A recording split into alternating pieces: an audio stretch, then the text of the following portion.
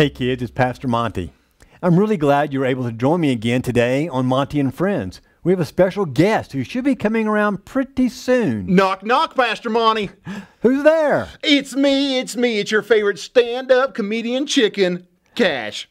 Well, Cash, I thought you were going to tell me a knock-knock joke. I'm sorry to disappoint you, Pastor Monty. Let me think of one. Okay. I got one. Knock, knock. Who's there? Interrupting cow. Interrupting cow. Moo! You get it, Pastor Monty? You get it?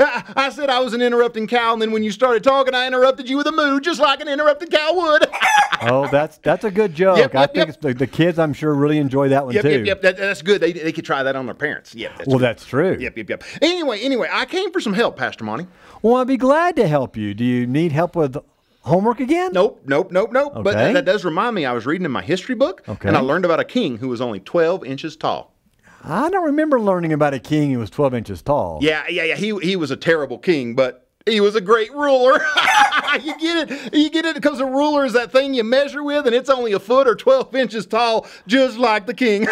Anyway, I need your help. You know it's spring, right?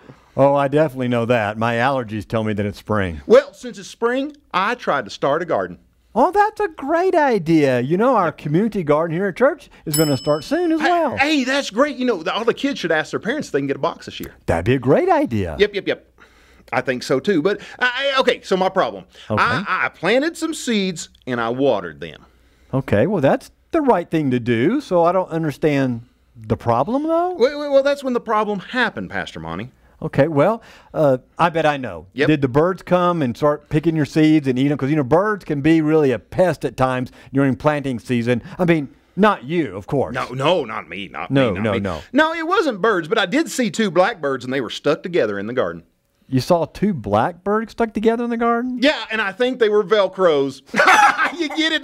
Velcro, because Velcro sticks together, and they're blackbirds. They could have been crows, and crows cut together could have been called Velcros. Oh. Anyway, that wasn't the problem, Pastor Monty. Boy, that was funny. that was funny, Cash. It really was. Yep. The birds weren't a problem, but the problem was nothing happened. Nothing at all. Okay, I really don't understand. What do you mean nothing happened? The seed, I was ready for it to sprout and grow right there before me so I could have some fresh corn for dinner, and nothing happened. Well, you know that's not the way seeds work, right?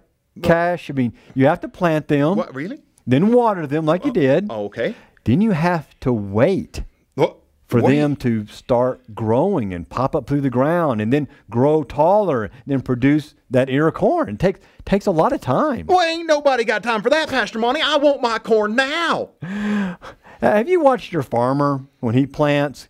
He goes out and he plows the seed, and then he plows the ground, he plants the seed. Then he may fertilize it, and then they water it. And then what does he do? He waits. All that hard work is done up front. Then he waits for a long period of time. And then when it grows up and it comes, then he comes in and he picks it and harvests it. But it takes a lot of time and a lot of work, Cash. You know, I'd never noticed how much work and patience that farmer had waiting for that plant to grow. That's right. Yep. And you also know that God tells us that we're supposed to be patient? Really? Absolutely. Oh, I didn't know that. Yeah, matter of fact, he says, the Bible tells us to be patient. Oh. You know, because one day God's coming again, but until then, we need to be patient. Matter of fact, he says, look at the farmer. Isn't that funny? Yeah. The Bible tells us, look at the farmer. Okay. He waits for the land to yield its crop, and how patient he is for the autumn and the spring rains to come and help.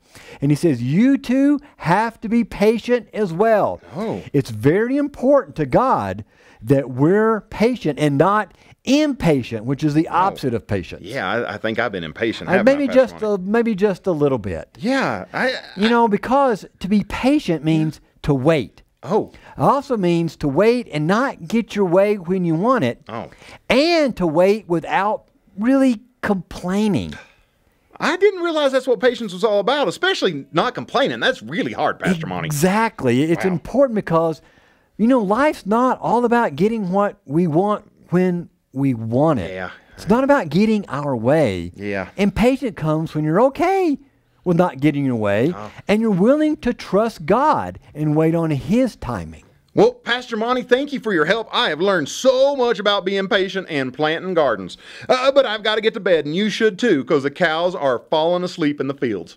Now, what does me getting to bed have to do with the cows falling asleep in the fields? Well, when the cows are sleeping, it means it's past your bedtime.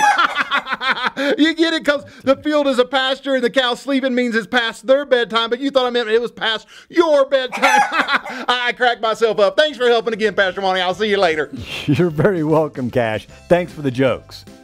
You know, kids, it really doesn't matter how much you get angry or complain or sigh or whine when you don't get what you want when you want it. It won't happen any faster because you're impatient. As a matter of fact, impatient just causes us to be all upset and mad and frustrated, and it makes the time we're waiting even more difficult. But patience allows us to wait, to learn, to listen, to watch, and to know God's timing, and basically it teaches us to trust God and to grow more like Christ. Because life's not all about us getting what we want when we want. As a follower of Jesus, you can choose to transform being frustrated or upset with being patient. Ask God every day to help you to be a little more patient today than you were yesterday. And I'll look forward to seeing you next time.